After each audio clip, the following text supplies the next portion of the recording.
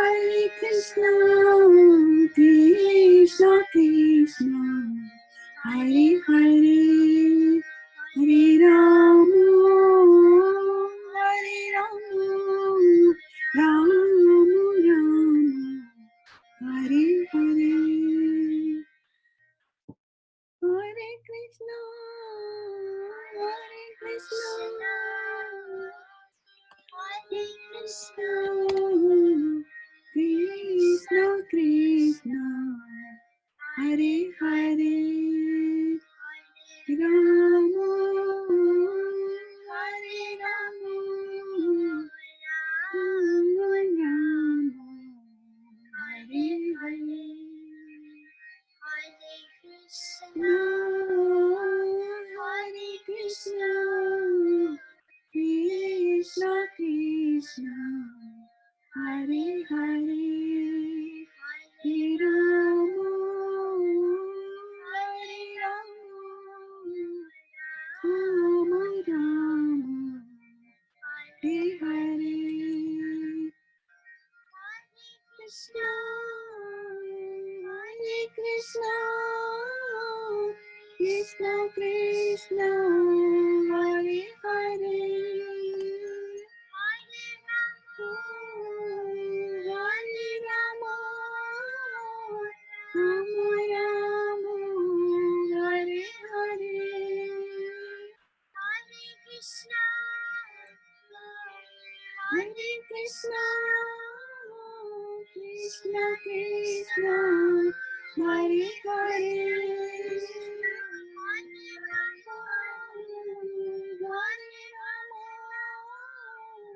Rama Rama, Hare Hare.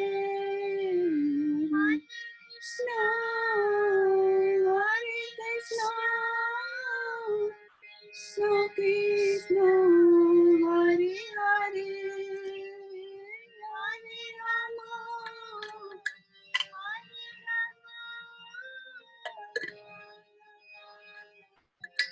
Hare Hare, Krishna,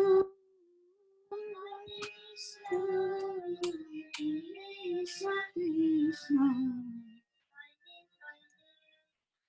Hare Rama, Hare Rama, Rama Rama, Hare Hare. Krishna, Hare Krishna, Krishna Krishna, Hare Hare, Rama, Hare Rama, Rama Rama, Hare Hare, Hare Krishna, Krishna. Hare Krishna, Preeti Radhika, Tandapanam. So good to have you here today. How is it going for you? For some reason, I'm not able to hear you. Okay. Okay, now I can. Can you hear me? Yes, now I can hear you very well. Great. Good. So we will get started with the prayers, and I'm going to start the recording now. Mataji, Hare Krishna, Dandavat Pranam. Hare Krishna, Dandavat Pranam, who joined us on Garima. You're there. Awesome. So are you outside? Are you in a position to talk, Garima, today? Yeah, I can talk. Very good. Okay, good. So Mataji, you didn't post it anywhere that you started or the class is there. I posted on Vedic Readings yesterday. Oh, you already posted? Okay. Yeah, I did. Yeah. Just check and see if you got it or not, right? Because others might not have. Yeah, I think I got it. People got it because somebody responded yesterday. Like that, yeah. Okay. All right, so we're going to get started here, and I was in the process of starting to record, and we're going to go and do the prayers first, okay? And for that, I'm going to put all of you on mute. And if you think that you're in a noisy environment where there are some sounds in the background, just feel free to mute yourself. You can always unmute your device and ask questions. I welcome Sonal Mataji also to the All call. participants are muted and they can unmute themselves. Okay, so that's for the audio call that we have. And we'll just get started. Varshana Mataji, Dandat Pranam, welcome to the call. Good to have you here. Dandat Pranams. Okay, so, okay, I'm just trying to do some things here. Okay. Okay, I'm muting all of you on Zoom also, and you can unmute yourself at a strategic moment. Starting with the prayers today here. Om Jnanatimirandhasya Jnananjana Shalakaya Chakshurunmilitam Yena Tasmai Shri Guruve Namaha Shri Chaitanya Manobhishtam Sthapitam Yena Bhutale Swayam Rupa Kada Mahyam Dadati Swapadantikam Vandeham Shri Guru Shri Yuta Padkamlam Shri Gurun Vaishnavamscha Shri Rupam Sagrajatam Sahagara Raghunatanvitam Tam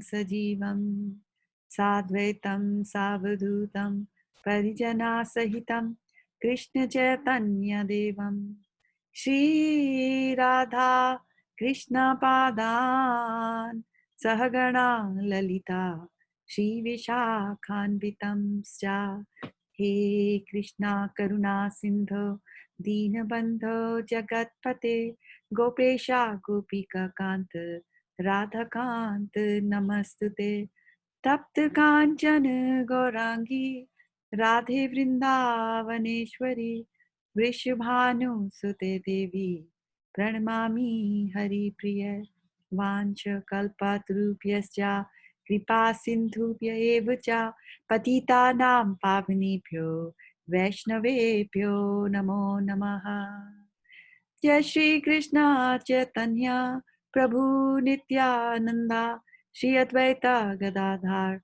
Shivasadi Gaur Bhaktavinda Om Namo Bhagavate Vasudevaya Om Namo Bhagavate Vasudevaya Om Namo Bhagavate Vasudevaya Narayanam Namaskritya Naram Chaiva Narottamam Devim Saraswatim Vyasam Tato Jayam Mudiraye Hare Krishna Krishna Krishna Hare Hare Hare Rama Rama Rama Hare Hare. So welcome dear devotees to our Friday evening Srimad Bhagavatam once in a week class. And today's verse is from the first canto, 7th chapter, and the verse number is 33. And so let me send the link to you on WhatsApp. Those who are following us along, if you can confirm that you got this link and you're able to open it, then I will get going to the next stage here. And for that, to get a response from you, I need to unmute. All Okay. participants are unmuted. Got it. Yes, we have it. Okay, good. Good. All right, good. Thank you. So we have it on Zoom and we can see it there as well. And for those of you who are watching us on Facebook, Raja Prabhu Madan Ahluwalia as well as Achna Mataji, please accept my humble obeisances while we get into today's chapter. So let's do a quick recap on, what have we been doing in this chapter 7? It looks like we have been doing it forever now, right? 33rd verse means 33 weeks, right? So 33 weeks means how many months? Almost 7 months, right? And then even more because I went away to India and didn't give classes from there. So what did we do? What is chapter 7 all about? Anybody would like to recall any words that stray from your memory? What is chapter 7 called? Ashwatthama, and how did he try to kill Okay. It's all about the Brahmastra. Okay, so I heard from the Zoom call. I heard from the audio conference. Ashwathama is one word that comes, and then Sonal Mataji said Brahmastra, and Garima Mataji was saying it's all about, and it's all about what, Garima Mataji? Ashwathama and how he wants to destroy the Kuru dynasty. The Pandava dynasty, yeah. Pandava, And yes. yes, and welcome Dheer Madhavi Mataji for joining the call. And Danvat Pranams. And then I had asked that what is the name of the chapter, and Archana Singh Mataji has replied on Facebook. She says that son of Drona punished. So why did they not just say Ashwathama punished? Why did they have to say son of Drona punished? Why do you think this chapter is called son of Drona punished?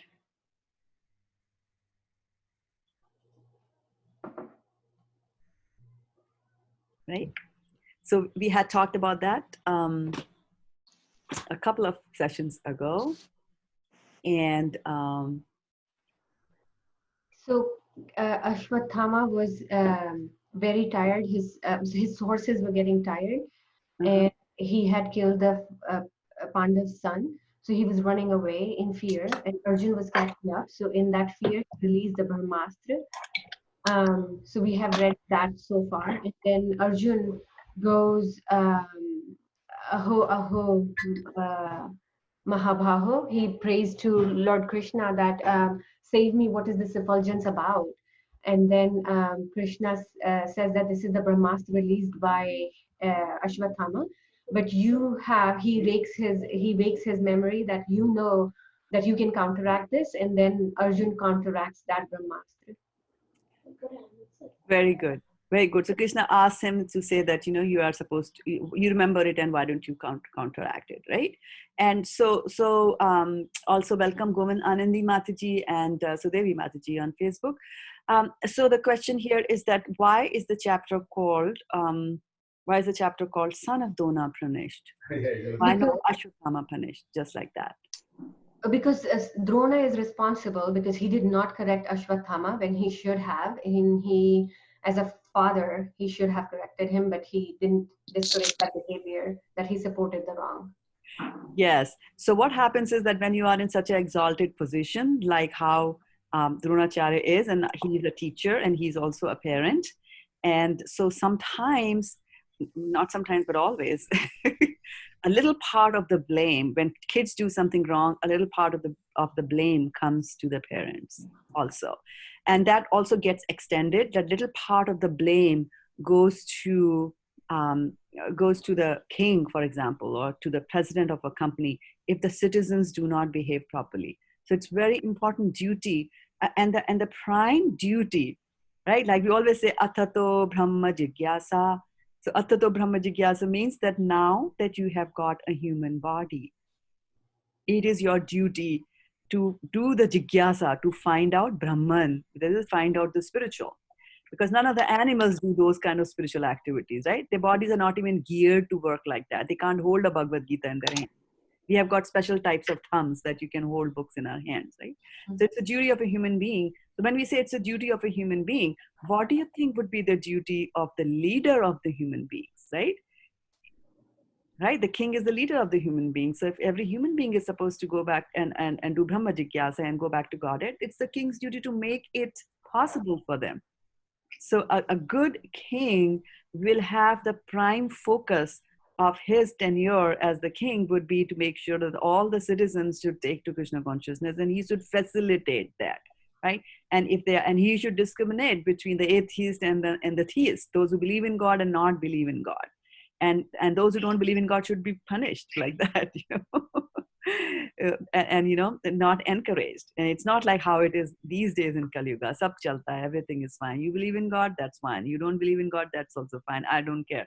Yeah, I don't want to spoil my relationship with you. It's good, You are cool and I'm also cool, like that. So, it's not like that. It's the king's responsibility. So that's what this chapter is telling us, that son of Drona is punished. So there's some little responsibility also there of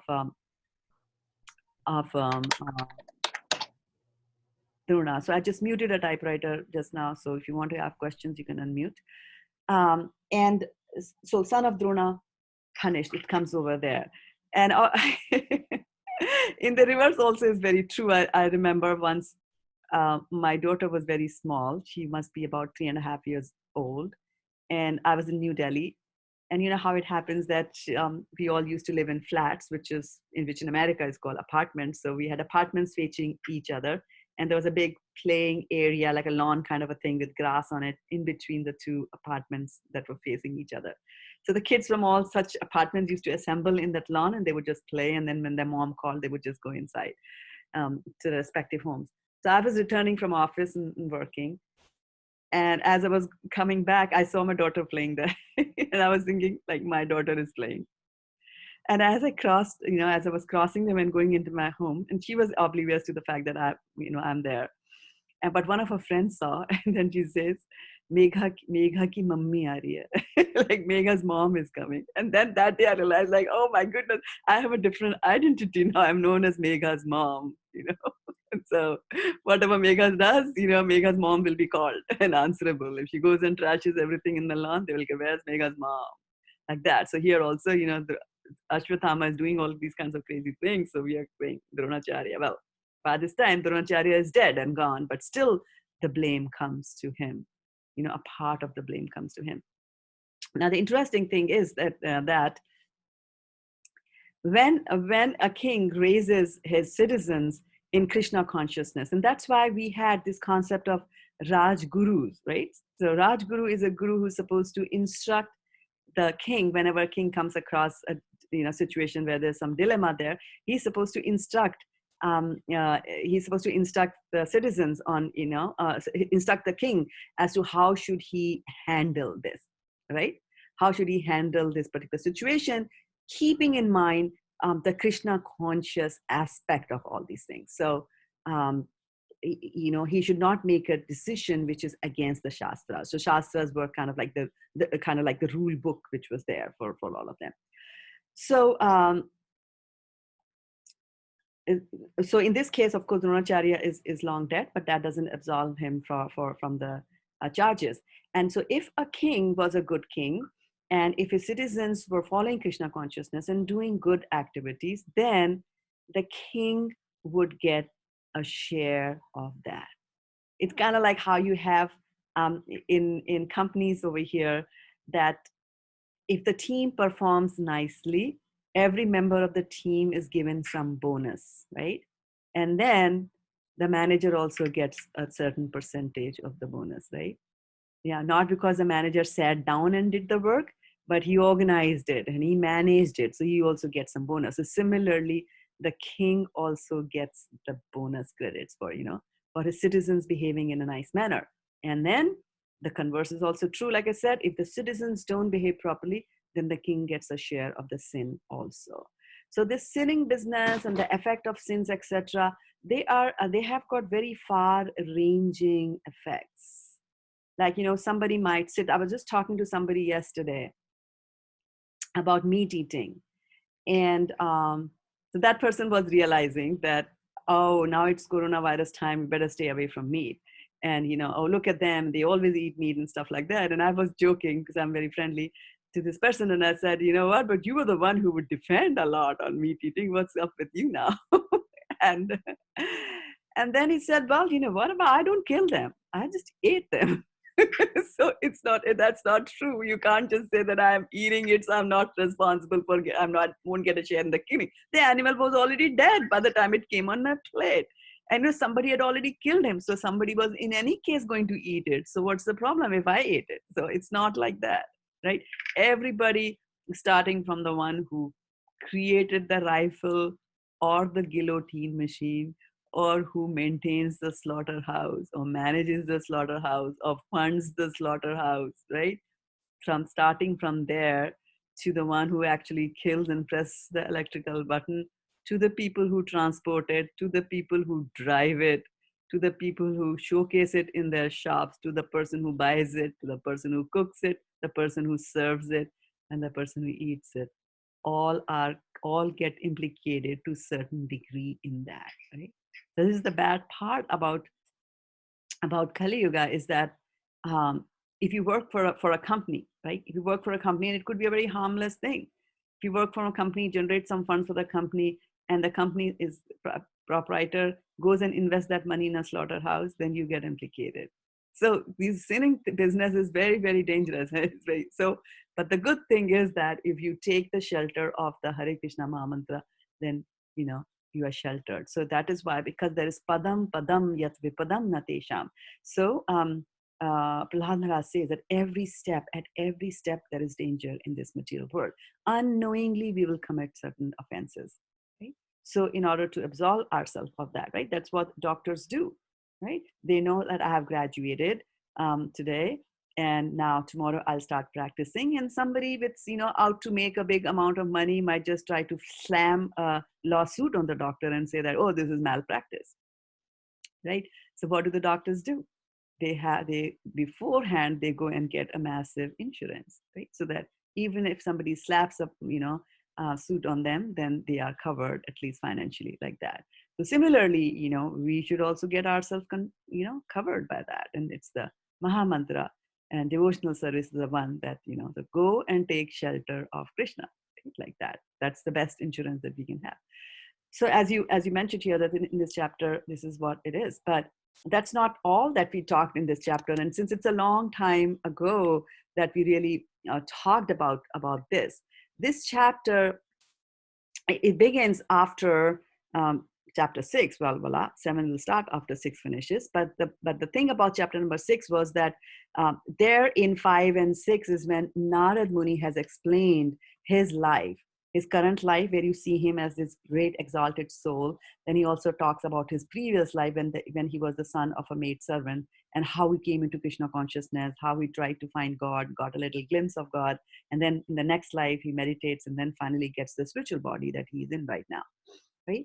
So that happens, and then the sages of Naimisharanya who are sitting there and who are listening to this story being narrated to them by Sutta Goswami, and then it's a very natural question that he's asking. He's saying that Narad Muni is the spiritual master of Vyasadeva. And so it's the job of the spiritual master to say, right? And it's the job of the disciple to listen, right? And when the disciple listens it, after that, what do you do? Right? So after that, you have to apply. You have to use your hands and your brains and legs, whatever the instruction is. You apply that instruction in your life. So that's the question that they ask. They ask it in a different way. They are just saying that after Narad Muni left, what did Vyasadeva do?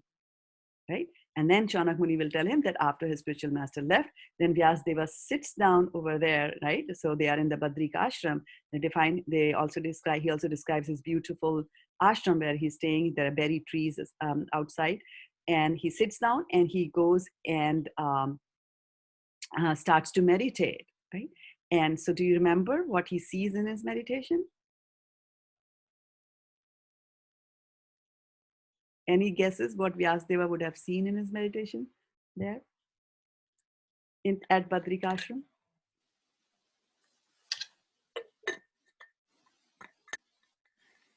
He saw Vishnu.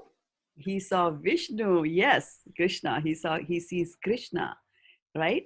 And so while he's doing that, and something very interesting over here is that he first touches the water, and he says, after touching the water of your purification. And so this touching the water for purification appears 2 times in this chapter. Once when Vyasadeva is touching this water for purification because he's now sitting down to meditate. And the second time is when Arjuna touches the water for purification because he's now going to invoke the Brahmastra. If he's going to invoke the Brahmastra, why does he have to touch the water for purification? Because he sees this activity that he's doing, that is touching the water to invoke the Brahmas. He sees it as devotional service to the Lord. He sees this as an activity he's doing for the Lord. So whenever we do anything for the Lord, we first wash our hands. So he touches the water for purification there. And then he starts to meditate in his mind. So he starts to think about devotional service, right? Doesn't think about God at all. About material things at all, and then he sees the absolute truth. He sees the personality. That is what it says, he sees that, and then what else does he see together with the personality of Godhead?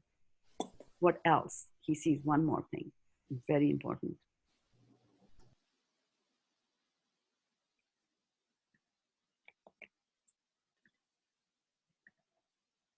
Does he see his chariot? What does he see? Okay, I've sent you a link to 174 so that you can all read it. And of course, Archana Mataji has sent me on WhatsApp, and that's the right answer, that she said that he sees Lord and his external potency Maya. So it's very, very important that the Lord sees, the Vyasdev sees God, right? But he also sees Maya.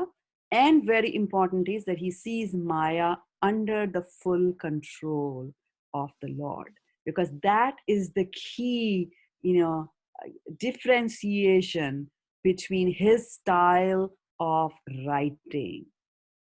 His style of writing changes because of seeing this particular thing, and that is that Maya is under the control of Krishna, which means that there is something superior and beyond Maya.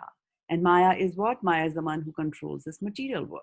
So up until now, Ved Vyas had written the Vedas, right? He had written the Vedas, and in the Vedas, he had talked about how we can, by using yagyas, etc., lead a happy life. He had found out the loopholes in the system and had come up with, if you want this yagya is for you. If you want that yagya is for you. So he had just listed all the yagyas there, saying that, okay, together with Maya, how can we enjoy in this material world, right? But now that he sees Krishna, the focus changes to Krishna. Now he sees something better than Krishna, something better than Maya. He sees something which is superior to Maya, and he says, now I need to write about this superior thing, right? And that's when he sits down and writes. What does he write? Srimad Bhagavatam. Srimad Bhagavatam, right? That's when he sits down and writes the Srimad Bhagavatam. So that's the story over there, right? So we talked about that in the 7th chapter, and I sent you this link, a link to the 4th verse. It's very, very important verse because it's the turning point in his life when he sees this versus that, right? And then Shaunak is telling them that Ved Vyas spent such a long time in writing all the Vedas, writing, exposing the loopholes, being a perfect lawyer. Like, I read all the books and I'm going to tell you what's the law. You committed murder. Okay, let me tell you how I can save you. I'll tell you, here's a little flaw. The law missed it. The country's law missed this point, and we'll use this like that, right? So instead of doing that, right, now he's telling that instead of trying to use the loopholes in the law, do things the right way. You want to get rid of the miseries, then just understand that these material miseries that you undergo right now, number one, they are superfluous to you, in the sense that these don't affect you. The problem is that you are misidentifying as to who you are, right? You think you are this body, and every material misery has to do with the body. So you think, let me just try to fix that. Instead of that, you have to understand that you are the soul. Miseries have got nothing to do with you. But even if you say that I am right now, if you can noisy background, it disturbs my thought process. So what it is saying is that so what he's saying is that instead of trying to do all these kind of things and mitigate your in trying to suffer the miseries, and just thinking about how do I have to mute all because the noise is continuing, and instead of doing that you have to take the right process, take to devotional service, because devotional service will in any case get rid of all your miseries. Because you will understand when you read the Shastras, the first question you will understand is, why are you miserable, right?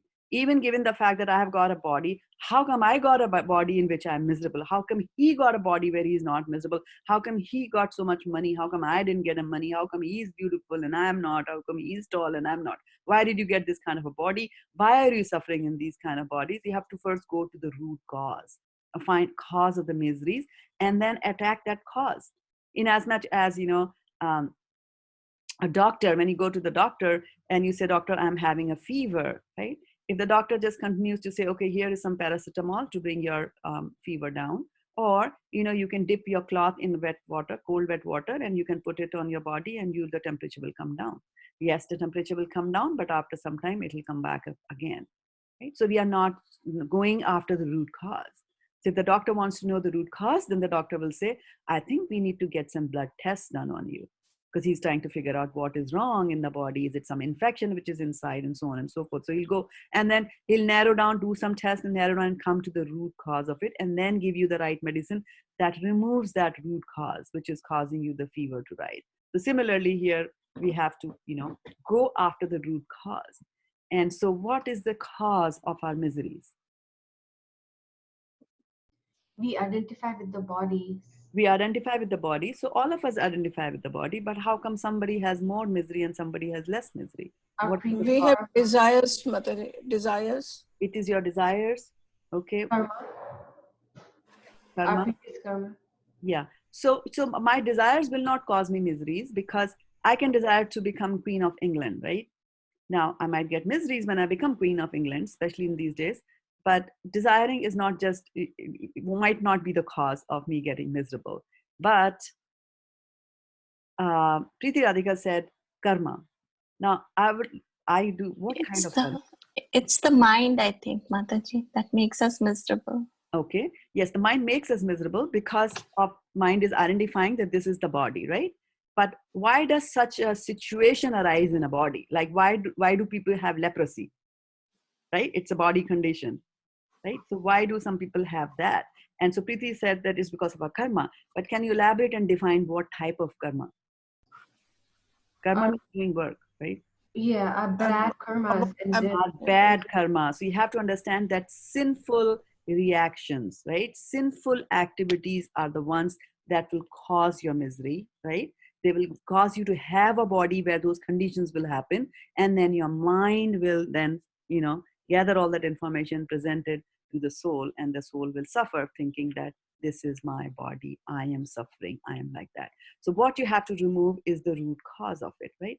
So the root cause was this, what is that called? I'm forgetting the English name, but anyway, I'll try to explain it a different way. Is your history, right? The root cause is that you have got this backlog of sinful activities that we have done in our previous life. So we need to get that backlog cleared. If somebody can just, clear my backlog, okay? And say, all right, so you did all these things, and now you're absolved of all these charges. Like, the President of United States of America can pardon, right? Then can pardon some offenders who are on a death sentence. They are awaiting death sentence, and he can choose. I'm forgetting which number. Maybe Raja can tell us. He's from the law area. But whatever is the number, the key point is that the king is able, the king or the president of the country is usually able to pardon some of the sins which people commit like that, right? So now suppose a person committed murder, and of course in that country the president's tenure was ending, so at that time he's able to pardon some people, and he pardons that, right? So this guy comes out of the jail scot-free and he's happy. Now, just because the president of the country pardoned him, is there a guarantee that he will not murder again? Yes or no?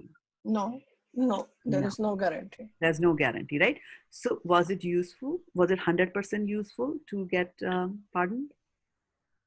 No, No. we have to change our ways of living. Yeah. So what has to be really removed, and thank you, Vaishana Mataji, for pointing that, we have to remove what is known as the proclivity to commit sins, the tendency to commit sinful actions, right?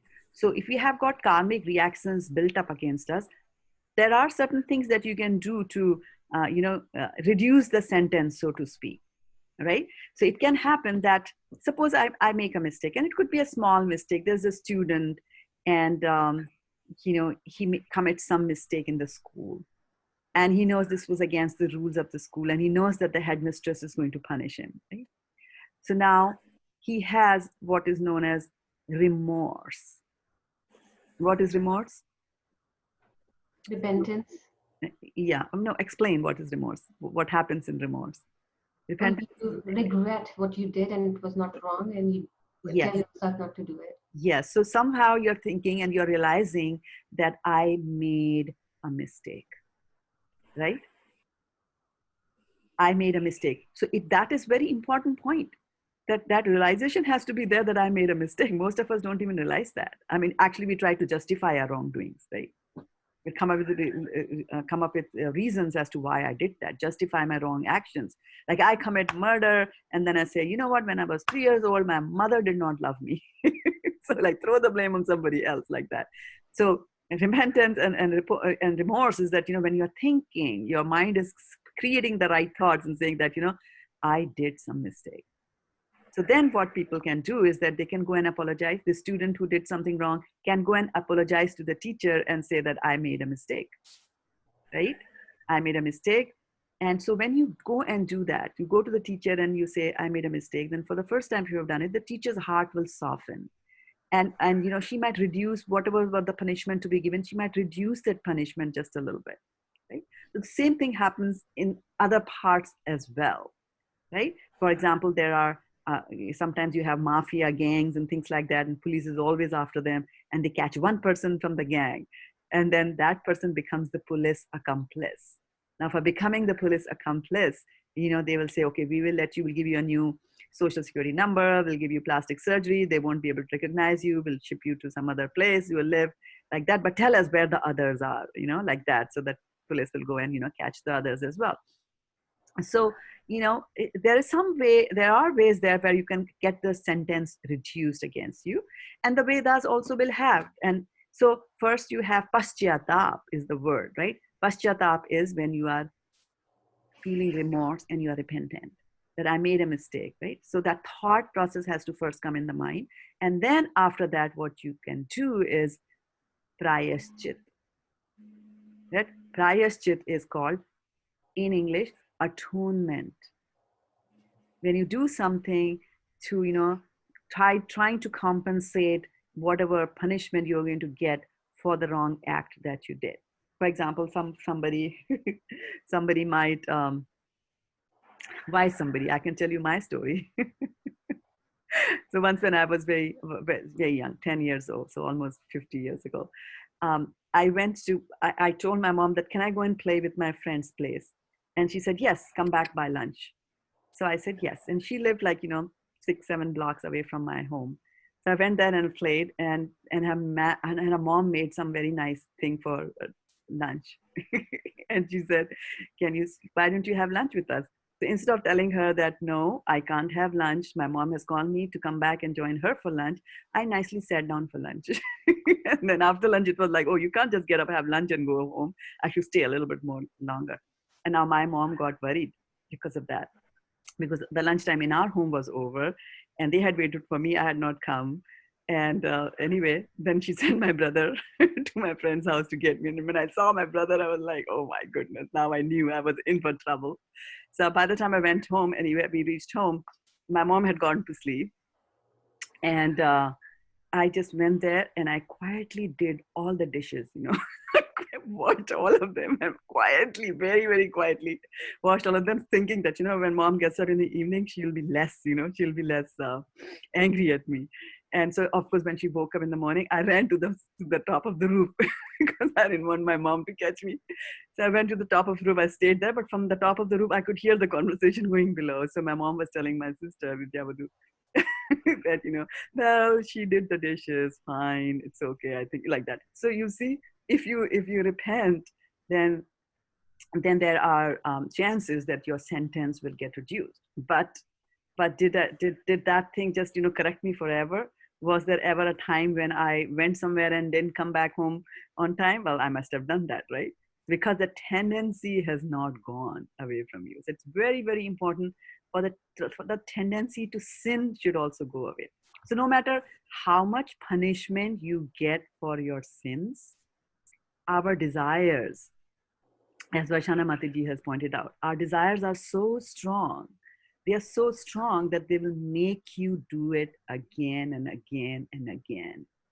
Although no matter how much misery you might get from trying to achieve whatever you're desiring, from trying to enjoy whatever you desired. You are getting misery after misery after misery, but I do that again and again, again and again, again and again. Punar punar charvita charvananam, right? So over and over and over. So that tendency has to be removed. And there's only one thing that can remove that tendency, right? So It's that brush. devotional service can, number one, clear your record, give you a clean slate. And I don't know what's called in the legal side of it. I mean, they close your record. Nobody can read your records. They're gone. They're done, lost forever. Nobody can call you for that, hold you up for that, right? But I can create more records for myself. So devotional service not only cleans your past record, it also removes the proclivity for you to commit sinful actions. That's the most important thing, right? That is the safeguard. That is the insurance I was talking about, right? That I will not be doing those things over and over, over and over, over and over again. So Vyasdeva, when he realizes that and he sees Krishna and he sees Maya, and then he realizes that, oh, what was I doing over here? I should have, I was just giving them gold, right? I was giving them gold. Like, this is how you live a golden life. This is how you enjoy. I was giving them gold. But there is diamond also there, right? There's a diamond of devotional service. And he says that all these material miseries can be mitigated, just by the process of devotional service. And not only now, but any future ones that were still there, for which you would have taken more births, they also going away. And then of course, any that you might have committed, and new things that you might have committed because of the tendency to do that, those also get wiped off, because your tendency itself is gone. So that is why he sits down and writes the Srimad Bhagavatam like that, right? And once you hear the Srimad Bhagavatam, then all these lamentation, you see that lamentation that Arjuna is having every morning, right? Those lamentation will go away, the illusion will go away, and you will get towards fearlessness. Right? So that is what Srimad Bhagavatam is going to do that. Now somebody can ask that, well, isn't it the same thing? I mean, Arjuna was in lamentation, Arjuna was in illusion, and Arjuna was fearful of killing his family members. So all those three things were there. And at the end of the Bhagavad Gita, all the three things are gone. Why do I need to read the Srimad Bhagavatam? Right? Gita does its job. So why do you think this whole Bhagavatam was written? नष्टप्रायेषु अभद्रेषु नित्यं भगवत सेवया भगवते उत्तमा श्लोके भक्तिर्भवति नैष्ठिकी. Very good. So why do we say Nityam Bhagavata Sevya and not Nityam Bhagavad Gita Sevya? After all of them will. Bhagavad Gita also does the same thing, right? It did to Arjuna. Why can it not do it to me? Bhagavatam is stories of Krishna, so it's like you form a bond with Krishna when you read it. So obviously your anxieties go away. Mm-hmm. But why won't I not form a bond with Krishna when I'm reading Bhagavad Gita? We are happier in the morning sessions, right? Yeah. Because we human beings relate, and I was just talking about this to somebody else, that from time immemorial, and then since we were children to any age group, we relate with stories better. And Bhagavatam has stories, a bunch of stories that give you wisdom, that drive in the point, that you can relate to and apply in your practical life. Exactly. And so when you are saying stories, this is, in other words, it is application, right? So when we say Bhagavad Gita is the manual of life, Srimad Bhagavatam is manual applied for you to see how these people have applied it in their life. And you might just think that, when I am faced with a very miserable condition and we are asking, why me, oh God this and oh God that, and we will just go and read the story of Chitraketu, who was a king and who had, many wives, and still he was sonless. He did not have a son. We will just see like, oh, he didn't even have a son. He was a king. He was this. And what am I dying for? I don't have a Lexus, like that, right? So then it helps you to go there and see that miseries can happen even at that stage. And then you will see, okay, then what will happen? Okay, I'm very unhappy. My boss told me that you won't get the promotion. That's almost like a curse, right? For me in this age. Now I'm very, very unhappy. again, if you read the Srimad Bhagavatam, you'll know that Chitraketu was cursed by Parvati Mataji, right? For laughing. And not a big crime. Actually, Shivji said that, Parvati should not have cursed him. But what does Chitraketu do? Chitraketu could have counter cursed, yeah, right? Those days there were curses and counter curses. Curses used to fly left, right, and center in the previous ages like that. He didn't do any of that. He said, Mata Parvati, you have cursed me. I will accept that. So these kind of stories, they also help us again, by reinforcing what is taught in the Bhagavad Gita in a form, as Preeti mentioned, easily understandable and a engaging form that I can go and, relate to in my life as well. Right? So and then, he then says that Shaunakrishi, who's telling them these stories, he said, okay, then I will begin, right? Because one of the 6 questions they had asked was, he says that one of the questions they had asked was, tell us about Krishna's pastimes. So then he says, I will now start to narrate you the pastimes of Krishna, right? And he starts that with, how Parikshit Maharaj is delivered in the womb of his mother, right? So from this, for that part of the narration to start, he starts off from a little far out in the history, that Mahabharat war is already over and done with, right? And so also one thing to keep in mind is that Srimad Bhagavatam is not chronologically arranged. So if you look at Bhagavatam and scrutinizingly and say that, what kind of a piece of literature this is, doesn't even follow the proper order. I have no idea who was born when and who was born where, right? So we have to remember that Srimad Bhagavatam was spoken by, who spoke the Srimad Bhagavatam? Sukhdev Goswami. Good. And to whom did he speak? Parikshit, right? Parikshit Maharaj. Right. And then was there some kind of an urgency there? Yeah. Yes, because it was to die in 7 days. Yeah, so Sonal Mataji says 7 days, and Varshana says 7 days, and that's there, right? So you see, both Bhagavad Gita and Srimad Bhagavatam had some kind of an urgency linked with them, right? Bhagavad Gita, the war is about to begin, right? So here also, so Parikshit Maharaj is telling them only 7 days to die, like that. So he's telling him, his job is not to tell him stories. His job was not to make it interesting. His job was not, because Parikshit Maharaj is an exalted soul and very intelligent, right? So he will understand. He will understand even if he's given Vedanta sutras and things like that, right? But what Sukhdev Goswami was saying was that in the short period of time that I have, I will try to give him the essence, the essential pieces of information that he needs to know. And there was a certain chronological order in which he was telling him those pieces of information. And then to make it easier for us to understand, the future generations to understand, Sukhdev Goswami would, cover those essential pieces of information with stories and narrations and conversation. So if to explain a certain point, if that thing happened in the Satyuga, he would bring that up, right? Or if that thing happened in the Kali Yuga, he would tell you that story. And then after that, at the next point that he wanted to emphasize, if the story supporting that happened in the Satyuga, he would tell you that story. So it is independent of time. It's not that, what happens in the first chapter is done and then the next chapter happens, the next chapter happens. So it depends on the kind of questions also that Sukhdev Goswami is asking, right? Like that. So you won't find in Srimad Bhagavatam that there is a chronological order, but there is definitely an order in which he's trying to convey the messages.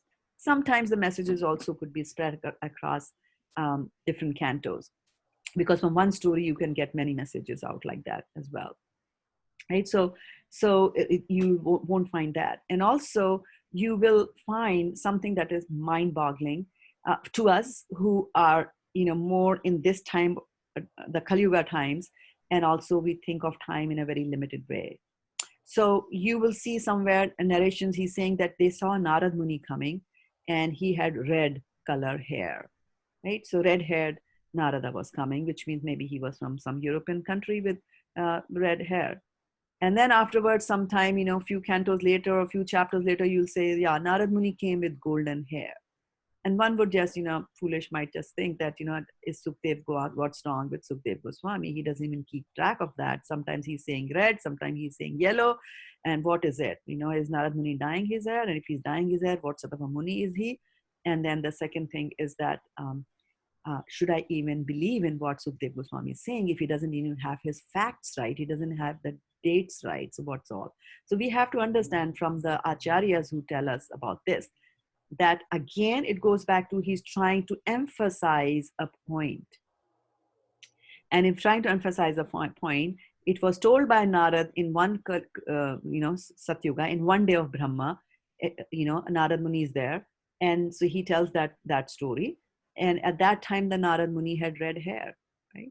And then few chapters later, he'll narrate another incident, but this is happening in another day of Brahma where, the whole thing has been, sort of cut down to pieces, or maybe, another Brahma has come and it's another cycle of universe. And at that time, Narad Muni had golden hair. So you see, as you start raising your consciousness, and even, materially also, as you start going higher and higher and higher up, your vision becomes broader and broader and broader. The lower you are, the less you can see. The higher you go. So immediately now, I'm more focused to my 7 day a week or 6 day a week and 40 hours a day and 12 months in a year and maybe 100 years or maybe 200 years, give and take a few things here and there for historical purposes. But when it comes to shastras like that, I mean, if you look at the scientists and all, they say like there was nothing before like 3,000 years, something like that. Everybody was foolish and things like that. And the real stuff really started happening, a few centuries ago only. But here we are talking about millions of years. We're talking about yugas, and not only yugas, we're talking about cycles of yugas, and not just few cycles here and there. 1,000 cycles make a day of Brahma, and 1,000 cycles make a night of Brahma. So it's a mind-boggling figures. And then to think that somebody knows the stories that happened there. So now it's mind-boggling to think how much of information is there in Shukdev Goswami's forehead, right? How much information he has got stored away in his mind. And so out of all that, he has to give the essence. And then the people in Kali Yuga, the sages of Naimisharanya, they had said that. They had said that we are here in Kali Yuga, right?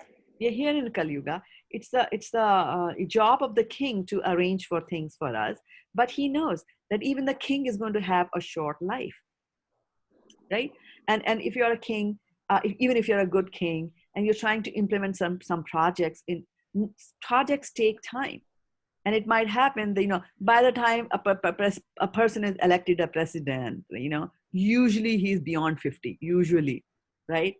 Or maybe 60. Like that, then how many more working years has he got left to carry on huge projects like that, right? And to bring on a phenomenal change. So they might, do a few things here and there, and then they retire. 4 years, maybe they might want to grab another 4 years here in America, 8 years like that. That's all that they have to implement. Right? So there's a short, because the life is short. In contrast, people in the other ages used to live for 100,000 years, so they had more time to implement the project. These sages are also saying that we don't have time here. We don't have time. We are alpayu sabhya. He's telling them, the learned man, we are short-lived. So give us the essence of all the scriptures. So that's what this is. This is the essence of all the Srimad Bhagavatam is the essence. Whatever you would have learned, which is worth learning, in Kali Yuga is there in the Srimad Bhagavatam. So they said 6 questions. One of them was essence of the scriptures, which is Bhagavatam. They said, tell us the pastimes of Krishna, which is narrated in the Bhagavatam. So that's why Suta Goswami said, let me repeat the Bhagavatam to you again, the same thing as my spiritual masters, Shukdev Goswami told to Parikshit Maharaj. So then he starts off, the narration from here, that the Mahabharata Yudh is over and Kauravas and Pandavas are there. Of course, among the Kauravas, only Dhritarashtra is left. All of the others are kind of dead. And then Pandavas, all the sons of Pandavas are killed by Ashwatthama. Right? So then that's when the story about Ashwatthama starts, right? Which you all narrated. But again, every now and then, when we are going through Srimad Bhagavatam, and reading chapters, and of course our rate of reading is so slow. I mean, it took us almost 7 months, and we are still not done with 7th chapter. In contrast to that, in 7 days, the whole Bhagavatam was finished. So you can imagine the speed with which Sukdev Goswami was speaking, the speed with which he was, Parikshit Maharaj was listening and also be able to ask and digesting the information, and also be able to ask more intelligent questions on top of that, like that, right? So this Kali Yuga, so that's why, I did this particular exercise today, so that we can get carried away with these nice stories and forget the essence of Srimad Bhagavatam, right? So Srimad Bhagavatam, yes, it is stories, but through the stories, we are trying to tell you something, right? That whatever you do, whatever questions you ask should be for the good, ultimate good of the mankind. Whatever you did should be to please the Supreme Personality of Godhead. So keep on, when you go and read these stories, keep on asking these questions. This act of Ashwatthama, was it pleasing to Krishna? This act of Arjuna, is it pleasing to Krishna? Did he surrender? Did he not surrender? So look out with those eyes when you are going through these chapters over there, right? So we had talked in length about the Brahmastra, and of course it is military science, and weapons are coming out, and explosions are happening. So you all kind of just get excited about all that, right? So that excitement was coming last week when we saw that because of the Brahmastra there, that now Arjuna has released, and the two Brahmas had collided, and because of the collision, there was a lot of heat that was everywhere in the universe, and people started to suffer because of that, right? So now in today's verse, which is verse number 32, we'll get started, and it says, Prajopatravam alakshya loko vyatikaram chatam matam cha vasudevasya sangyarjuno Sangarhar Arjunodvayam. Synonyms: Praja, the people in general. Upadravam, disturbance. Alakshya, having seen. So Lakshya is, from eyes. Aksha is eyes. So Alakshya is having seen. Loka is planets. Vyatikaram, destruction. Cha also, tam, that. Matam cha, and Matam cha, and the opinion. Vasudevasya, of Vasudev, Sri Krishna. Sanjahara, retracted. Arjuna, Dvayam, both the weapons. Okay. Hare Krishna, ma. Hare Sorry to interrupt, but aren't we reading 33 today? 33 today, I Mataji. thought we are doing 33. 33. Did we do this? Yeah, we did. Okay.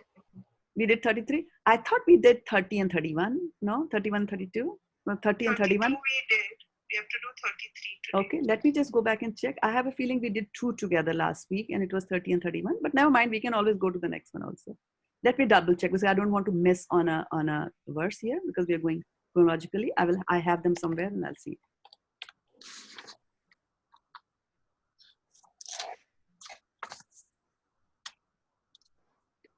And if you are not, we'll go to the next word. That's not a big deal. Their glorification. Let's see. Bhagavatam. Where are we? Okay. First canto, second chapter. Yeah, so we did 30 and 31 on May 15th. Yeah, yes, Mataji. We did 30 and 31, and we have to do 32. But in the beginning, you said we will be doing 33. Yeah, so but you had posted 33. oh, I posted 33, but I'm reading from 32. Sorry. Yeah. Okay. Yes. Yes. Okay.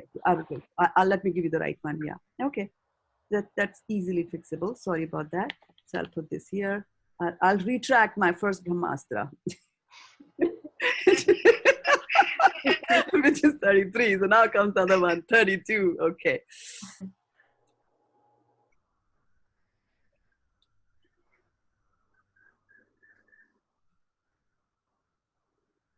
Okay. Are we good? Mhm. Got it? Yeah. Okay. Yes. So let me go to 32 now. All right. Right? So I'll do the synonyms one more time. Praja is people in general. Upadravam is disturbance. Alakshya is having seen it. Loka is planets. Vyatikaram, destruction. Cha also. Tam, that. Matam cha, and the opinion. Vasudevasya, of Vasudev, Sri Krishna. Sanjahara, retracted. Arjuna, Arjun. Dvayam, both the weapons. Okay. So let's go to the translation now. Thus, seeing the disturbance of the general populace and the imminent destruction of the planets, Arjuna at once retracted both Brahma's weapons as Lord Krishna desired. Okay. So what is the Sanskrit for retracting? He retracted, right? Sanjahara, right? So if you retract an email, you can say Sanjahara, like that. And these weapons were causing a lot of disturbance. What's Sanskrit for that? Upadravam, right? So people like, sometimes we used to tell the kids also, Upadram mat karo, right? Upadrav mat machao, shor mat machao. Don't create disturbance, like that in English, right? And what is the citizens or people in general? Praja. Praja.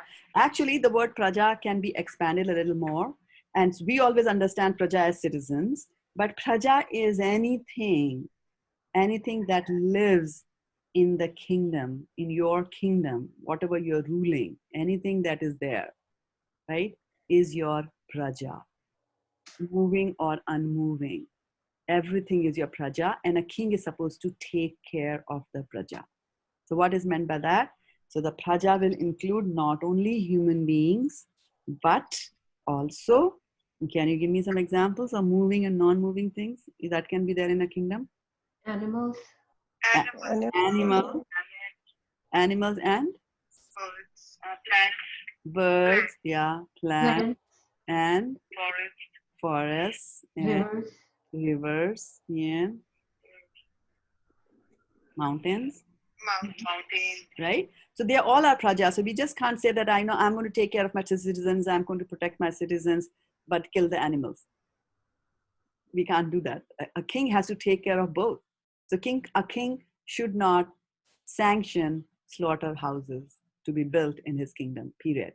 Because he has to take care of the animals also. He should not allow pollution of the rivers because he has to take care of the rivers, like that, you see? He should not allow unnecessarily mining in his kingdom because he has to take care of the earth there also, right? So like that. So he sees the disturbance, Arjuna sees the disturbance, and then he retracts both the Brahmastra. So then the purport, Srila Prabhupada says, Srila Prabhupada ki jai, the story that the modern atomic bomb explosions can annihilate the world is a childish imagination. First of all, the atomic energy is not powerful enough to destroy the world. And secondly, ultimately, it all rests on the supreme will of the Supreme Lord, because without his will or sanction, nothing can be built up or destroyed. It is foolish also to think that natural laws are ultimately powerful. Material nature law works under the direction of the Lord, right? As confirmed in the Bhagavad Gita. And just now also we confirmed, right? So which verse tells you that material nature is under the Lord? Which verse in chapter 7 talks about that? 4. Chapter 4, verse 4, very good, right? Where Vyasadeva sees Lord Krishna and he sees that the material nature is under the full control, right? And Bhagavad Gita confirms it. Mayagdekshe na prakriti suyate chacharacharam hitunane na konteya jagad viparivartate. So then the Lord says that the natural laws work under his supervision. The Lord can be destroyed only, the world, can be destroyed only by the will of the Lord and not by the whims of tiny politicians. Lord Shri Krishna desired that the weapons released by both Droni and Arjuna be withdrawn, and it was carried out by Arjuna at once.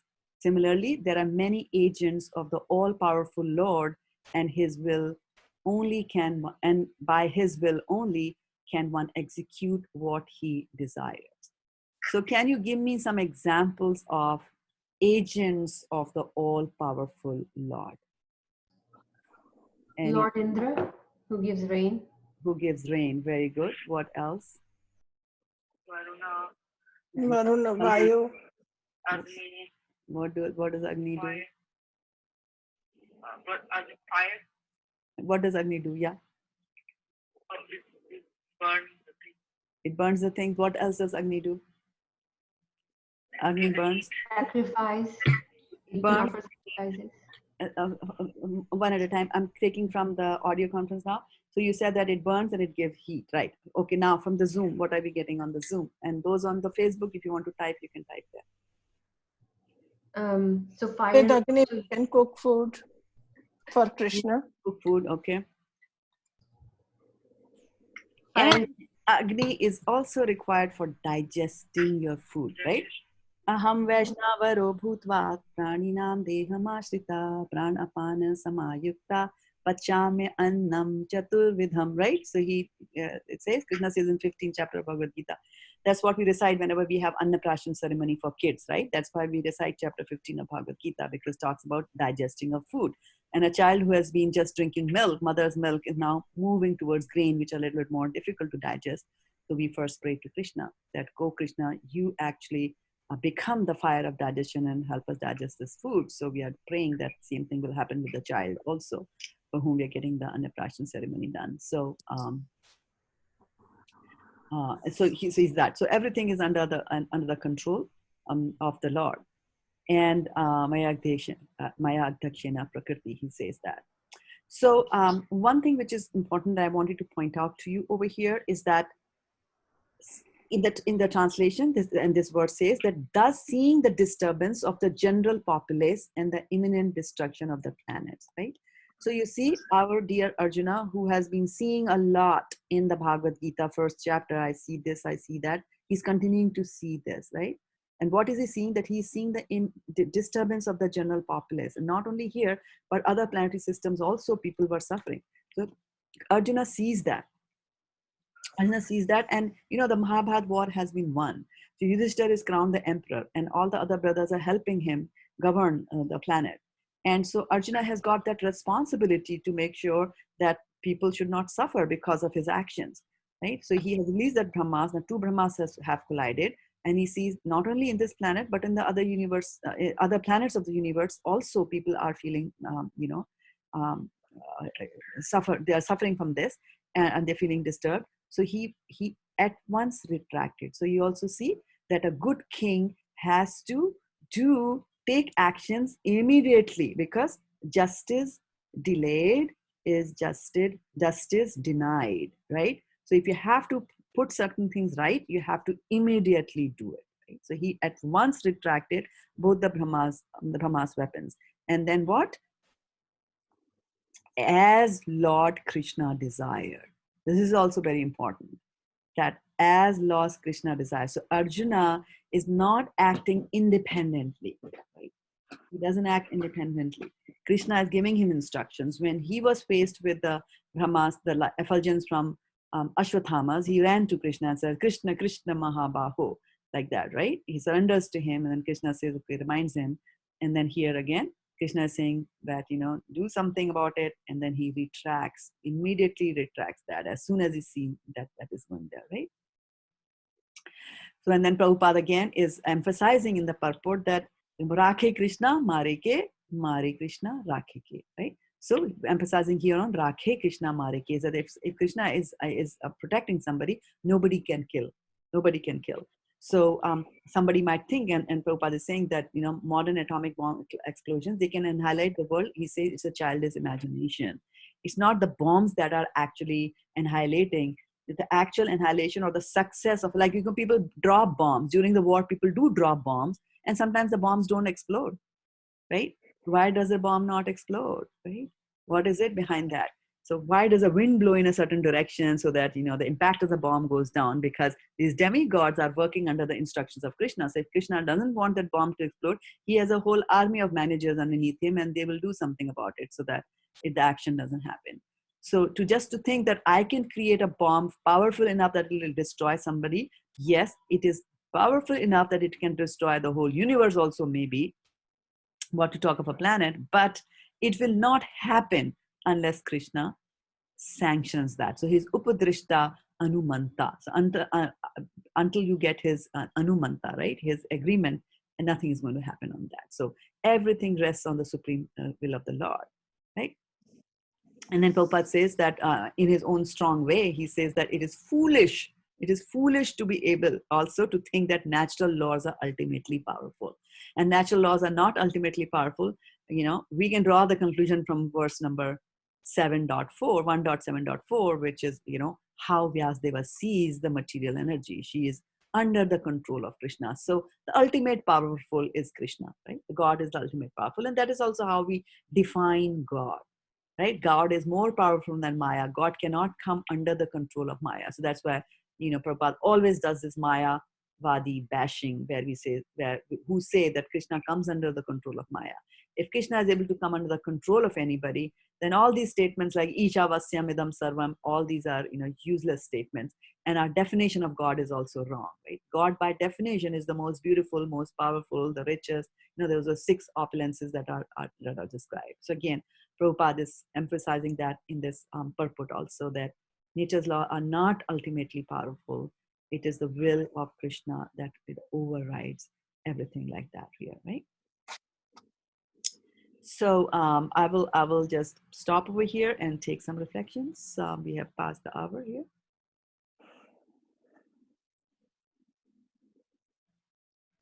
Any thought that comes to your mind, any questions that come to your mind, we can take them for a few minutes.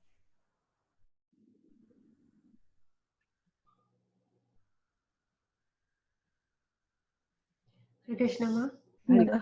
the summary was really good, like reviewing the past was like really good, and the purpose of Srimad Bhagavatam, that was really nice. And then your emphasis that the proclivity or tendency to commit sin can only be removed by devotional service, and those desires can only be removed by devotional service. So that was my takeaway today. Yeah, good. You're taking a good gem away. Yeah, this is from the Bhakti Rasamrita Sindhu by Rupa Goswami. That's where he defines and says that Bhakti removes the proclivity to sin. And so one of the things that you get out of Bhakti is klesha gna. Klesh means distress, and gna means it kills. So how does it kill the klesh? So you have to go to the root cause. What is the cause of klesh? Sins, right? So Bhakti removes the sins. Why do I sin? Because I have a proclivity to sin. Okay, just get rid of the proclivity also, like that. Yeah. Good point. Yeah, good thing to take away. Thank you. Mataji, Prayashchit is very important, atonement. And so it is important for us to change the tendency of our thinking, not, just if the king or anybody, tells us that, okay, I have forgiven. But that forgiveness is not good unless we change our tendencies. Unless you change So it. it's Very good, very good. So prayashchit can take you only so much. I mean, the prayashchit, as we know. For example, like if you're a kid in the school and you commit some crime, you do, like you go and steal something from a shop, right? That's a crime. And so because you're juvenile, you won't be put into the jail, but then you'll have to go and do some community service like that. So that you'll go through the pain of it and might not want to do it, but still the tendency is not going to go away, because the child has to understand why stealing is wrong. First of all, he needs to get that knowledge, and then do devotional service so that his tendency will also go away from there. So prayashchit, what is the best prayashchit that you can do for any crimes that you have committed, knowingly or unknowingly, is to do devotional service of the Lord. Yeah, that's the insurance. That's the insurance company that we should go to, like take Krishna's insurance policy. Buy that. Yes, Mataji, that reminds me of my childhood. I was in second grade or first grade, I don't remember. And in the school, one child brought the ink pot, which was very beautiful ink pot. And those days we used to have pen put into the ink and then write. You see, we didn't have these kind of pens. Fountain pen. So yes, so I was so fascinated by that ink pot that whole day my eyes were on that ink pot only. And it just so happened that girl left the ink pot in the class and she went away, and I got a chance to pick it up. I picked it up, brought it home, kept it very quietly in my bag, but now I was scared that it might open and my bag will be spoiled. So I kept it out, and very happily I went and told my mother that, see, this is a beautiful ink pot I got from the school. Now she knew that nobody gives it like this, you see. There's not a gift from the school. So she asked me, what did you do? Did you pick it up? I said, yes, I liked it, and she left it and I picked it up.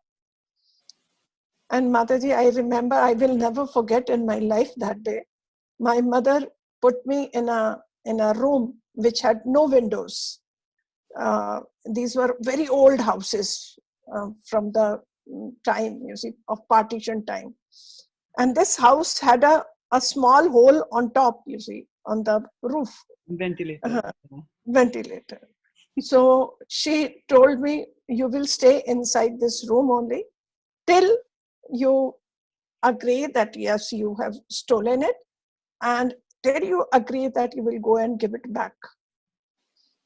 I was crying, but there were some, you see, quilts were lying inside. I just jumped over the quilts and went and slept there. My mother opened the door in the evening, and she took me out, and she said, I said, sorry, I will not do this again, and I will return it to that girl tomorrow. Went and returned it. I was not willing to give that ink pot back. I was so attached, got so attached to it. I gave it back, of course, and I requested her, from where did you buy? She said, my uncle came from America and he brought it. Those days, we could not even think of America, you see. I said, no, this is beyond me, and I left it. But after that, I never picked up anything in my life from anybody, from anywhere. Yeah, thank you so much for sharing your story and emphasizing that point. Yeah. Mm. So sometimes punishment is important, Mother. Yeah, thank you. Any other thoughts from those who are on the Zoom or those who are on Facebook? Radhika, Kasuri Mataji, Bhumi Mataji, Divya Priya Mataji, Anshu, Prabhu, Shivvilas Prabhu, thank you for joining. Akshay Prabhu, Nishdham Prabhu. Wow, Jay Patel, what are you doing on Facebook? Come join us on Zoom. Little exercise, jump. Okay, yeah. Any other last thoughts before we call it a day? It's fine. Mataji, I want to say that when you said when we are reading Bhagavatam, we should keep in mind the questions, how the questions that were asked by the sages are being answered in each of Bhagavatam stories. Like, yeah, I was saying that's when you're reading the Bhagavatam, don't focus on the fact that it is not narrated in a chronological manner always, right? He's trying to emphasize a point, and to augment that point, he will bring up a story which could have happened anytime. It could have happened in Satyuga, it could have happened in Treta, it could have, and there are cycles of Satyuga, Kali Yuga also. A story could have happened in the 28th cycle, and then after that, he'll narrate a story that happened in the 7th cycle, like that. So he can do that, right? Sometimes Krishna comes and does pastimes several times, like Varaha Avtara, right? So he comes as what is a Varaha in English? pig. No. Yeah, boar rather, right? Boar, right? Yeah. So what is the color of Vara Avatar? Brown? Gray. We have brown, we have green. Gray.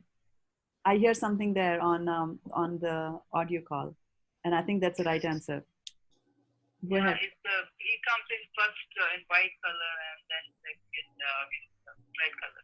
Yeah, so there are two. He's known as Shwet Varaha, where he comes as a white boar, and then Neel Varaha, where he comes in blue color, like that. I mean, among others, these are two prominent. So he does something in one, and he does something in other. The situation of his arrival, why he takes the Vara avatar, the white one is a different situation, and the cause of that situation. And when he comes as a blue avatar, the cause is different, right?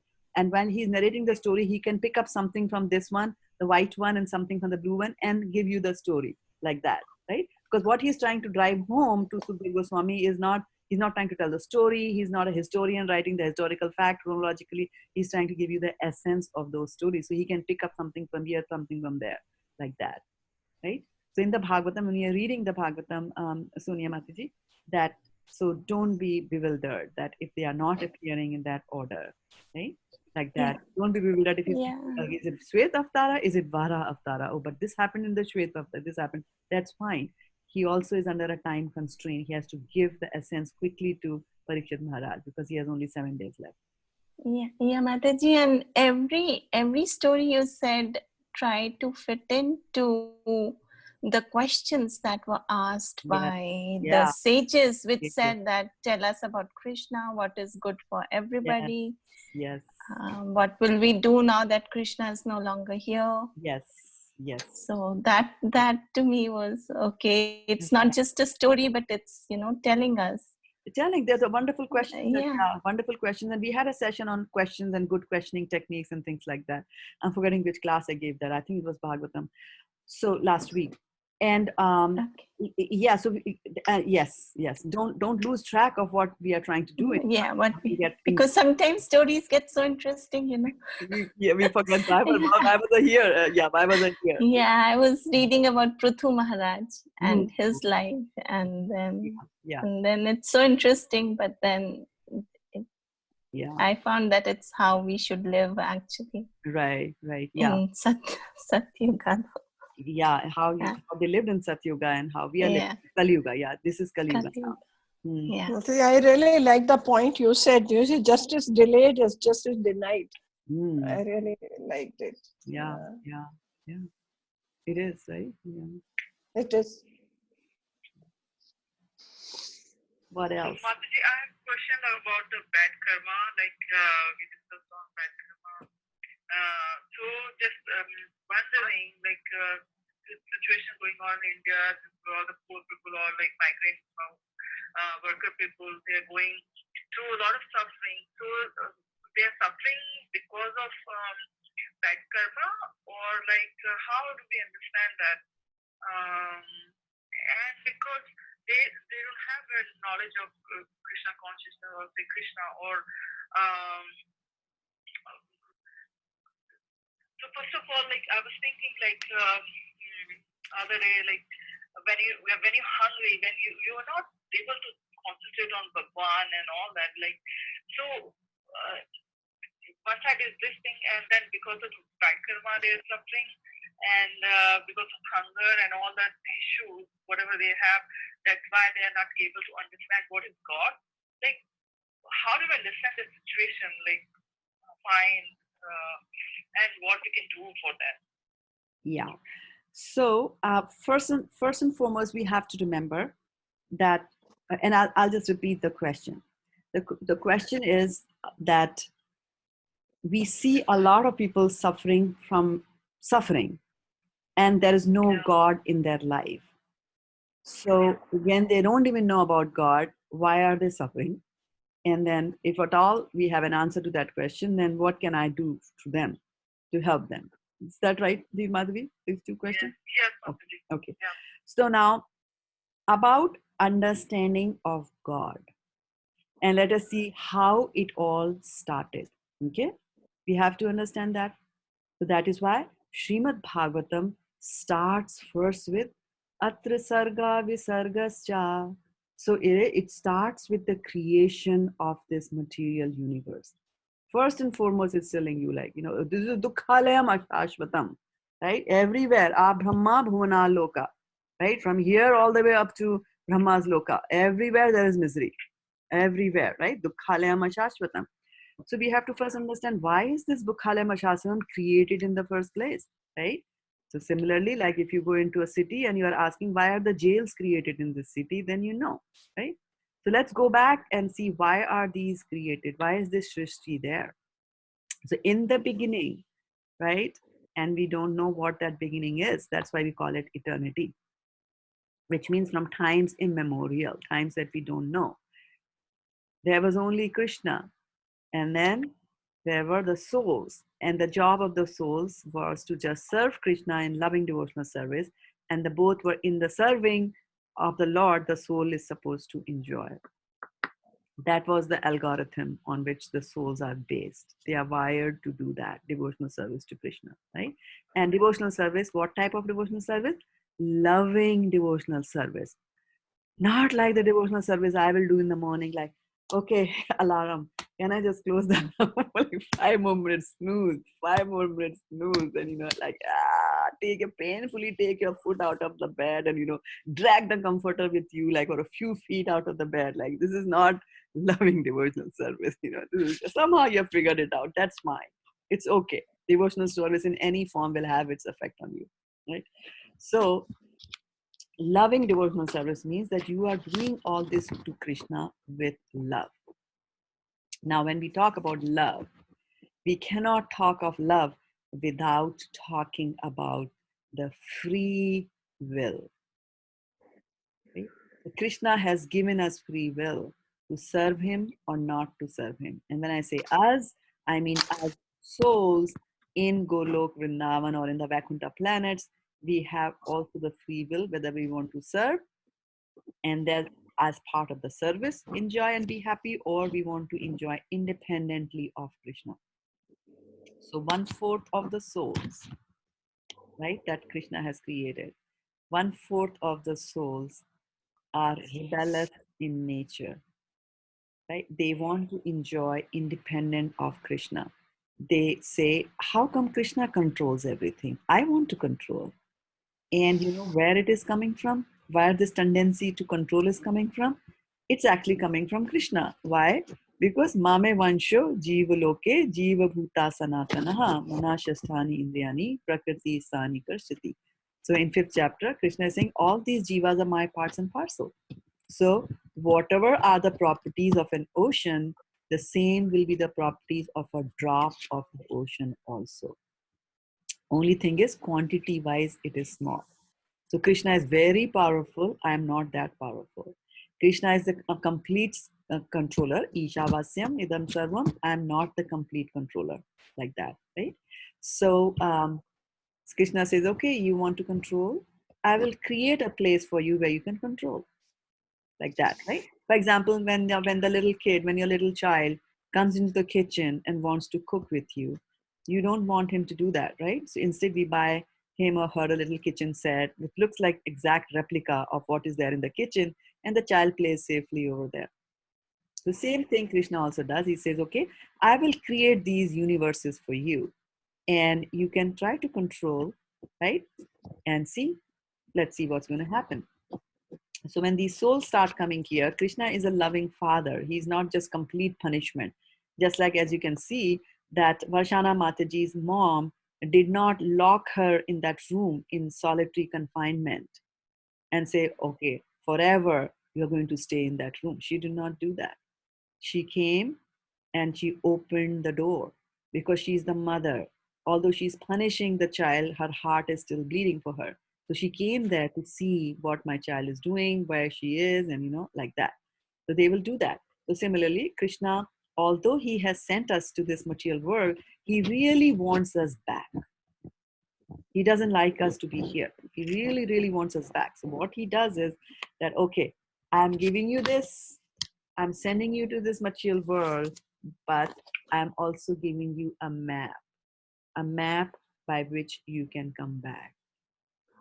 So what are the map? What is the map that he gives? The map is the yajna, the process of doing yajna. And the 3rd chapter of Bhagavad Gita talks about that in the beginning, right? So he sent forth generations to this universe and also gave them the yajna process that you want to enjoy. Okay, so I will give you a facility that you can grow your own wheat, your own rice, your own dal, your own sabzi, do whatever you want to do, right? And enjoy, but don't forget me. So even if you're want to enjoy something nice and tasty, cook it. First, offer it to the yajna. In the yajna, offer it as a sacrifice to me, and then eat that sanctified food, and then you will be able to come back. Now, this seems like a very nice arrangement, except for we forgot about the free will. So because of the free will, what happens is that out of all the souls that will come here, some will do the yajna and they'll go back. Some will say, no, I don't want to do it. I don't even want to do the yajna. Why should I offer food to Krishna? I grew it here. I'm going to eat it. So then Krishna says that if you eat something without offering it to the Lord, you are verily eating what? What does he say? You're verily eating sin. Exactly. Right? So eating sin, you're committing sin. So now more you commit the sin, the more you get implicated. Right? So Madhvi, dear Madhvi, when you see people suffering in this world, that means that they have done something. They have done something in one of their previous lives. Millions of lives we have got, and in every life we try to enjoy. And why do we try to enjoy? Again, I am part and parcel of Krishna. Krishna likes to enjoy, so I also like to enjoy, right? But I'm doing it in the wrong way. Avidhi purvakam. I'm doing it in the wrong way. And so it happens that over a millennium of millions of lives that we have undergone, we start collecting this karma, right? And this karma starts getting put into a box, right? And then out of the box, a handful of karma is taken out, and you're giving a suitable body, to enjoy or suffer the karma, depending on whatever good and bad that is. So if you are suffering, or somebody's suffering there in the cyclone which is there in India, then it is their thing. They have done it. That is why they are in Calcutta and you are not, right? So we have to understand that when people are suffering, it is their doing only, right?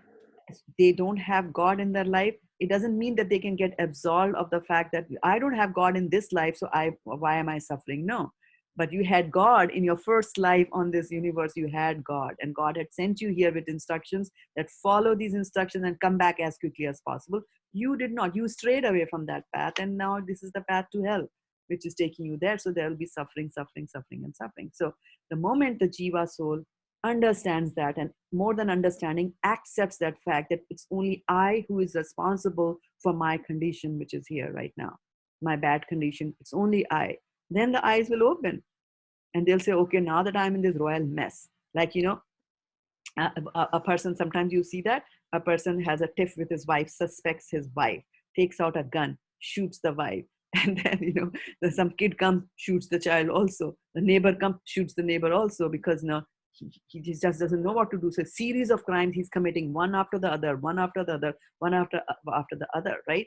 And then he runs away and goes to a lawyer, because now he realizes that I'm in a royal mess and only a lawyer can save me, right? So similarly, after all these sufferings, if we realize first that I am in a royal mess and I am using my free will to get some rectification done, right? So many times in counseling, you come across couples where the wife will come and say, like, my husband gets very angry. My husband gets very angry. And you might say, like, why does he not take some counseling? My husband doesn't want to get counsel, right? So some want to get counsel, some don't want to get counsel, like that. So similarly, in the Jiva souls also, some want to, they have the free will, whether they want to go to counseling with a guru or not, right? So there is a free will. So that free will always be there, Madhir Madhvi. There's nothing that you will be able to do, right? To make them twist the free will like that, right? Their free will can still be affected in some ways where you can be instrumental. And that the first way that we do is through prasadam distribution. So if you really want to help those people there, then you can arrange for some prasadam to be distributed for all those who are suffering, who have been dislodged from their homes and things like that, right? Don't just give money like that to any organization, because you don't know whether they're going to make prasadam or not. Like any organization that distributes food should not be your choice, right? Give it to a person who will make sure that they will deliver prasadam there, right? You can send them books. Of course, in this situation, when there's no roof on the top of the head, where will they keep the book? The book will also get washed away in the rains and things like that. So, food is a necessity of the body. So you can start with that, right? And remember that we can't solve all the problems of this world. So you do what they say is that instead of what is that? Light your own candle instead of cursing the darkness. So there's darkness all over. Don't curse the darkness, but light your little candle. So don't say that this is bad and why are suffering, and the poor people, they didn't have God, and now I'm over here, and because of Corona, I can't even go to India. I wanted to do that and things like that. You do your little thing in your circle, right? Because remember, Krishna is there to take care. Krishna does take care, and if he's not taking care, there is that punishment. For example, when Varshana was put into that room without any windows, with just a ventilator, there was a reason. That there was a reason, because till now she remembers that she should not take things like that, right? So it was for her own good. So sometimes people go through all that, the soul goes through all this for its own good. Actually, sufferings purify the soul, purify the consciousness a lot, right? Having said that, also remember that from the 10th canto, 14th chapter, verse number 8 is that Tattenukampam susamikshamano Jnanamevatmakritam vipakam Hridvagvapubhir vidadhan namaste jive tasyo mukti pade sadaya bhak. So what it says is that what the verse says is that um, when a devotee suffers, right? Devotees also suffer. So when a devotee suffers miserable things in their lives, then what does he think? What is the mood of a devotee when distresses come his way? The devotee says that, oh my Lord, all that I'm suffering is because of my own deeds, right?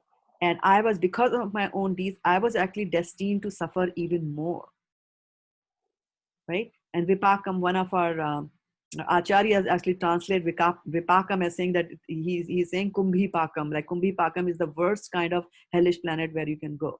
So he's saying, I was actually destined to go to the hellish planet, and it is your mercy, Anukampa, Lord, that I am right now on planet Earth and I'm undergoing this reduced sentence, and it's your mercy. Mercy means grace. Grace means that something comes on its own, like that. So he's saying that, like we devotee, because we know that this thing happening, but those people don't know about this thing. yes. So that is the sad part. Like Yes. Nobody can explain this thing to them, like, or connect with them, or they, I don't know, because of their free will, they are not connecting. Yes. They're not understanding. They Yes. don't have a ability to understand this Yes. Krishna consciousness. Yes. So really hard for them or those people, no Yes. matter Indian people or here the bit poor or suffering from all those calamities and all that. Yes. Yes. And it's not just India, it's everywhere. Pure people are there everywhere, everywhere in this world. And and so, but you have to understand that. You have to understand it philosophically, right? You have to understand philosophically that they are suffering because of the sins that they have committed. And based on what we discussed today, that their tendency to sin has to be removed, right? How much food can you give? And what's going to happen after you die? And that person is still living. Who's going to give food to him? And then what's going to happen after he dies? And in his next life, what's going to happen, right? You're not going to continue. And there is no way that you can bequeath anything to anybody that covers his multiple lives, except for one thing, and that is devotional service, right? You can give him knowledge of Krishna, and that is why that is a greater cause, right? So there's a good cause and there is a greater cause. And maybe at the time of natural disasters like what we are having right now, might not be the right time for you to give them Brahmagyan, because like you said, the stomach has to be satisfied. Then only can we think of Krishna. Yes, he might just faint from fatigue and from hunger. So we have to take care of that. But again, at that point also, you have to make sure that you offer them prasadam to eat and not any nonsense, right? Which is a non-prasadam item. So you are a devotee. That's why your heart is full of compassion. You are thinking like that, right? It's the same thing Arjuna was also thinking, full of compassion, right? But then Krishna was saying that, Nimit matra bhava savishachin, you just be an instrument, Arjuna. I've already killed all of them. If we try and I say like, okay, I'm going to go to the flood-ridden areas, I'm going to go in a boat and I'm going to save them, I'm going to use my muscle powers. You can only save them if Krishna has sanctioned that. If Krishna has not sanctioned that, your boat will overturn. Or, you'll give the medicine to that person, he'll forget to eat that medicine. And Prabhupada just says that, not Prabhupada, Prahlad Maharaj says that in the 7th canto of Bhagavad Gita, of Bhagavatam, I think it is 7, 9, 19, I think that's what it is. And he says that even parents cannot protect their children. If a child is sick and the parents give the medicine, the child will not recover unless Krishna sanctions that. So you see, on every angle, we have to see that we have to depend on Krishna. And if people are not depending on Krishna, Krishna says, Maya aparata jnanam, he talks about in the seventh chapter of Bhagavad Gita, that I will perpetually cast them in hellish planets so that they will sink lower and lower and lower. Right? But then Prabhupada says that, yes, Krishna does that, but a devotee is kind-hearted. He will go even to a hellish planet to revive them.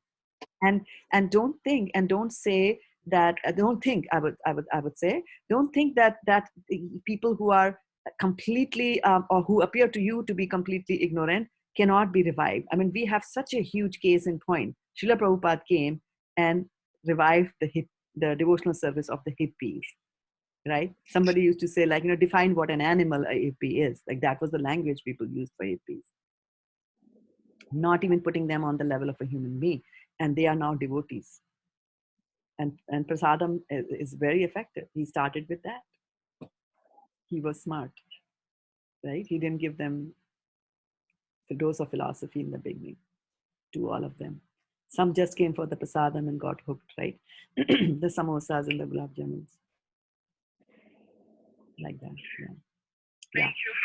Yeah. Like, yeah, these are the thought, like, whenever I thought I hardly listen to news, but sometimes when you listen, then all the people are suffering, the kids, the small kids are there, and all the night cyclone is there. So just, it's so sometimes it's struggling with how. And the reason is, that when you are reasoning about why somebody is suffering, you are confining that your explanation and your reasoning is confined to his birth, the time that person was born, and now, right? But if you expand your scale, your timeline, and go a few births on this side, his previous births, then you will know why this person is suffering. Then you will know. Like sometimes, and law of karma is very mind-boggling. It's very, very complicated, impossible for me to explain. You'll have to go to somebody more mature than I am. But I do know that karma will apply to everybody unless God comes and wipes up all your karmic reactions like that, and they will happen. So sometimes you see very horrible things. For example, if you see that on a crossroad, there are 4 people who are beating a old lady, 80-year-old lady. They are beating her with shoes. Now you will be horrified at that, right? You'll be horrified. And these things have happened. You'll be horrified to see that, or even to hear about that, and how can they do that? And where is Krishna right now? Usko dikta nahi hai, andhe ho Bhagwan. And the Hindi movies will, the person will be ringing the bell like that, soya hai Bhagwan, sota nahi hai. Like, God never sleeps. God is seeing that, right? But if you look at just this life, it is an extreme atrocity that those 4 people are doing on that woman, right? But if you go beyond a few lifetimes of that woman, then you might see something more horrible that woman did in her previous lives. And these have just come back to even the scores like that. You see? So karma is very, very complicated. Very, very complicated. Right? Having said that, we should not just sit and just quietly watch. We will still stop those people from, killing that woman by beating her. We will still do that. But philosophically, you understand that, right? Philosophically, you understand that this is why it happens. Yeah. Why is if everything doesn't, if you don't go back to the previous birth and carry forward the karmas from the previous birth to this birth, then how will you explain that why some children are born blind? What sin did they commit? Why are they born blind and undergoing so much of suffering? If you are just looking at this, a freshly born child born blind. How do we explain that? Cannot explain it. Children born with disfigured bodies, limbs missing, congenital heart diseases. How do you explain all that? Right? It happens because of karmic reactions. So karma is very powerful. And the solution is devotional service. But the sad part is this is Kali Yuga. Manda sumanda. We are very, much not inclined to do devotional service. That's the sad part. But the good part of Kali Yuga is that by doing little amount of devotional service, you can get out. Hare Nama, Hare Nama, Hare Nameva Kevalam, Kalau Nastyeva, Nastyeva, Nastyeva Gatiranyata. Like that. So keep reminding yourself. Hopefully our international japa maybe bring some austerity. Yes, yes, it'll bring relief and not austerity. Yeah, international japa that you do. Yeah, exactly. Yeah. Which will start 18 minutes from now.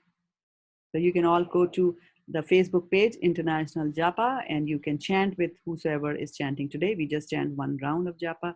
You can join together and have, nothing to beat congregational chanting of the holy names of the Lord. Hare Krishna Ma, today I'm hosting the japa session. Are you hosting it? Fantastic. Very nice. So we should all join at 6 o'clock to watch Preeti Radhika Mataji. Thank you, Mataji, for wonderful lecture. There's a lot of good points. Thank you for the Like all questions. discussing, All right. So we should then stop and let us all go to the Japa circle.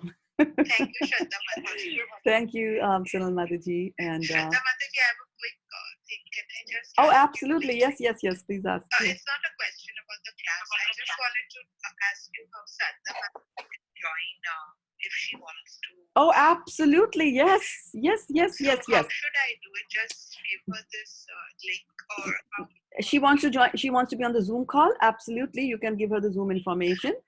We can also add her. In addition, ask her if she's open to joining our WhatsApp group. We have a WhatsApp group where we post all these things, right? Right, I know. So I was saying, should I just tell her, ask either way? Should we just send her both the links first? Yes, and yes. Let her decide. So, yeah. Will you send it or you can send it. Yeah, you can send her the link. Let her just send her the link. Let her watch for some time. The link is the one that you send every time, right? I'll just copy and paste that link. The tiny.cc, that one? The one, the tiny. Yeah. Yes, and there's a password, so give her that. She wants to join these audio calls or the Zoom calls. I did check with her. Check with her. Yeah, ask her. You can also send her to nityasankirtan.com, right? The website. She can look at the website and she can decide on her own what she wants to do. Yeah. I think that's the best thing. So send her to the website. Okay. Thank you so much. All right. Vanchakalpat. Hare Krishna. Vanchakalpat rubhyascha kripa sindhubhyevacha patitanam pavnebhyo vaishnavebhyo namo namaha Gurpremanande Hari Hari Bol. Okay. Thank you so much for joining us here on Zoom and then on Facebook. And we have Varshana Mataji, your friend, and our friend Rinku Mataji is also there. So is Deepak Bharadwaj Prabhu, and Bhageshri Mataji is also there in addition to Anchu Prabhu. Thank you so much for joining the call, and we will meet again on Sunday morning at 6:30 a.m. From now till then, Hare Krishna to everybody. Have a fantastic day, and let's rush to the Japa call. Hare Krishna.